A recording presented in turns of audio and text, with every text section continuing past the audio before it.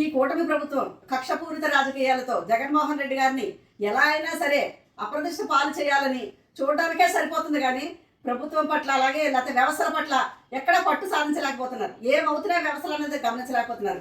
అందులో భాగంగా హాస్టల్స్లో ఉండే పిల్లల్ని ఎలకల కరిచి వాళ్ళు ఇబ్బందులు పడుతున్నారు. హాస్టల్స్లో అంటే ఎంత హాస్యాస్పదం. ఇది వరకు దీన్ని ఉపయోగించుకుని వీళ్ళు ఇప్పుడు మళ్ళీ సంపద సృష్టించుకోవడానికి ఒక అవకాశం దొరికిందంటే చంద్రబాబు నాయుడు గారు ఇదివరకు దోమల మీద దండయాత్ర వేసి మీ నాయకులందరికీ సంపద సృష్టించారు కదా. ఇప్పుడు మళ్ళీ మీరు ఎలకల మీద ఎదురు సన్నాహం అనేసి ఒక కార్యక్రమం పెట్టండి. దాని ద్వారా హాస్టల్స్ దగ్గర కానీ గవర్నమెంట్ హాస్పిటల్ దగ్గర కానీ లేకపోతే దేవాలయాల దగ్గర ప్రసాదాలు చేసే దగ్గర కానీ మీ హోర్డింగ్స్లు పెట్టండి, లేకపోతే మీ కట్అవుట్స్లు పెట్టేసుకుని ఇది పెట్టండి. దీన్ని టెండర్ ద్వారా పిలవండి. ఎందుకంటే మళ్ళీ మీకు సంపద కావాలి కదా. టెండర్ల కంటే మీకు నామినేటెడ్గా ఇచ్చేయండి. మీ నాయకులందరూ సంపద సృష్టించుకుంటారు. దీనివల్ల ఎలకల మీద ఎదురు సన్నాహం అనేసి ఒకటి పెట్టండి. మీ నాయకులకి సంపద సృష్టికి దీన్ని ఉపయోగించండి. దేంట్లో అయినా మీరు సంపద సృష్టించుకుని మీరు తినడానికి చూస్తారు కదా. ప్రజల సంపద సృష్టి, రాష్ట్ర సంపద సృష్టి మీరు చేయరు. ఈ పని చేయండి.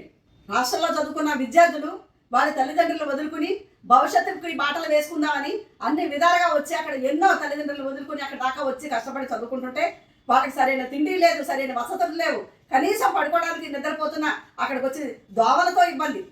అంతకంటే దారుణం ఎలకల కరిచి 11 మంది పిల్లలు ఇబ్బంది పడి హాస్పిటల్కి పాలవడం ఎంత హాస్యాస్పదంగా ఉందండి. ఎంత బాధాకరం ఇది. మీ పరిపాలన ఇవన్నీ ఎప్పుడు మామూలే. 2015లో ఇంటెన్సివ్ కేర్లో ఉన్న 10 రోజుల పిల్లల్ని ఎలకల కొరికి ఆ పిల్ల చనిపోవడం జరిగింది.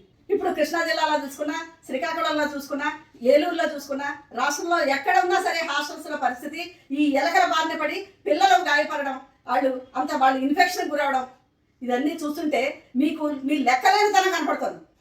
మీకు ఎప్పుడు పరిపాలన పట్ల కానీ ఇక్కడ కానీ ప్రజల పట్ల కానీ ఎప్పుడు బాధ్యత ఉన్నట్టు కనిపించట్లేదు. ఈ కూటమి వచ్చిన ఈ 2 ఏళ్ల నుంచి కూడా వచ్చిన దగ్గర నుంచి జగన్మోహన్ రెడ్డి గారిని ఎలాగ అప్రతిష్ట పాలు చేద్దామా, మరి ముఖ్యంగా ఈ తిరుమల లడ్డూ ప్రసాద విషయంలో లేని దాన్ని ఉన్నట్టుగా సృష్టిద్దాం.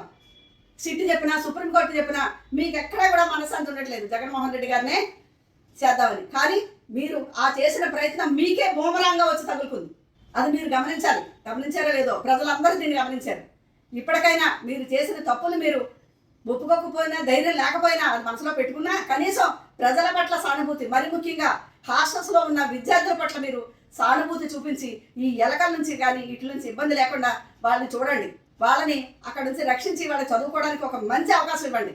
ఒకసారి మేము అందరం చేసుకుంటా విద్యార్థులు ప్రాణాలను రక్షించండి. వాళ్ళ భవిష్యత్తుకి మీరు పునాదులు వేయకపోయినా పర్వాలేదు, కనీసం వాళ్ళ ప్రాణాలైనా మీరు రక్షించండి.